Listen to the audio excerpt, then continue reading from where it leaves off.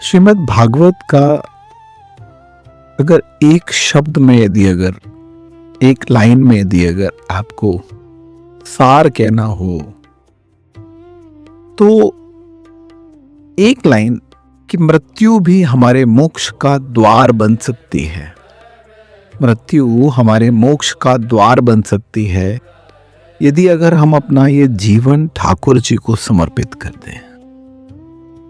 यही हमारी मृत्यु का समाधान है, यही हमारे जीवन का रहस्य है, यही हमारे संपूर्ण पुराणों का निष्कर्ष है। वेदों का सार देखिए तब भी यही है। श्रीमद् भागवत का बहुत सुंदर सूत्र है, सवे पुसाम परो धर्मो यतो भक्तिर धोक्षजे, कि मनुष्य का जो सर्वोच्च धर्म है उसमें भगवान की निष्काम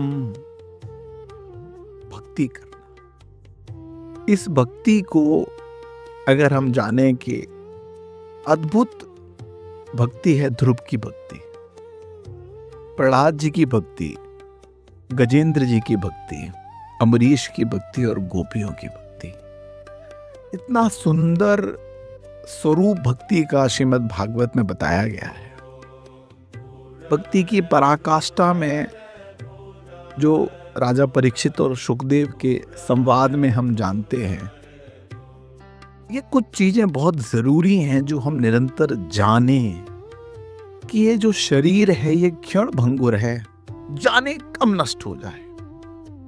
कुछ पता नहीं, राजा परीक्षित को तो पता था कि मेरी मृत्यु 7 दिन के बाद होगी, तक्षक नामक सर्प मुझे दंश करेंगे और मेरी मृत्यु होगी।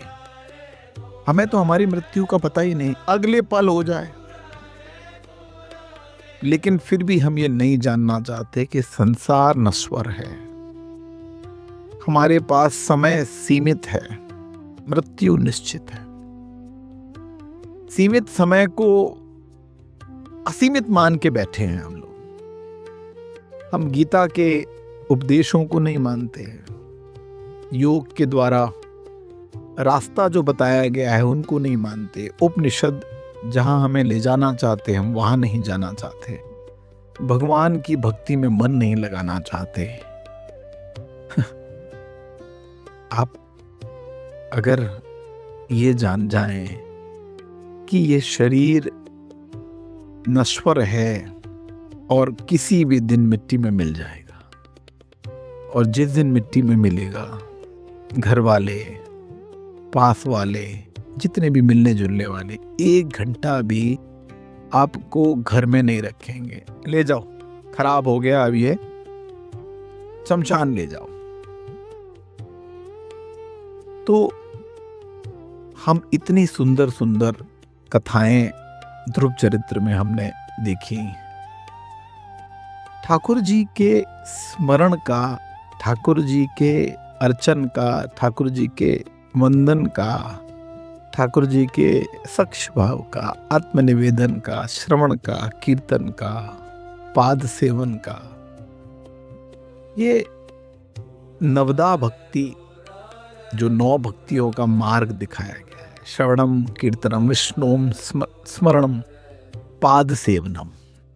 आहा, कितना सुंदर नवदा भक्ति का कि आप किसी भी तरीके से सुने, कीर्तन करें, स्मरण करें, पाद सेवन करें, अर्चन करें, वंदन करें, दास्य भाव, सक्ष, आत्मनिवेदन। ठाकुर जी को पाने के जो बहुत सरल रास्ते हैं, उन सरल रास्तों में सबसे सरल रास्ता है कि आप अपने आप को ठाकुर जी को समर्पित कर दें। श्रीमद् भागवत में जब वेद व्यास जी ने इसकी पूर्ण रचना की तो वेद व्यास जी के हृदय में संतोष नहीं था। नारद जी प्रकट हुए और बोले, हे व्यास जी, आपने धर्म, अर्थ, काम और मोक्ष का वर्णन तो किया, लेकिन ठाकुर जी की पूर्णतः लीलाओं का वर्णन नहीं किया। तो ठाकुर जी की जो निरंतर लीलाओं का वर्णन किया है, उन लीलाओं में से यदि अगर हम कुछ को भी, एक को भी यदि अगर अपने जीवन में उतार लें तो हमारा जीवन सफल हो जाए। श्रीमद् भागवत का जो पूर्ण उद्देश्य है कलयुग में, वो पूरा सार एक शब्द में है कि आप ठाकुर जी के प्रति समर्पित हो जाओ। मनसा वाचा कर्मणा, मन से, वचन से और कर्म से सिर्फ ठाकुर जी को ध्याओ, ठाकुर जी को भजो और सब कुछ छोड़ के उनके समर्पित हो जाओ। राधे राधे।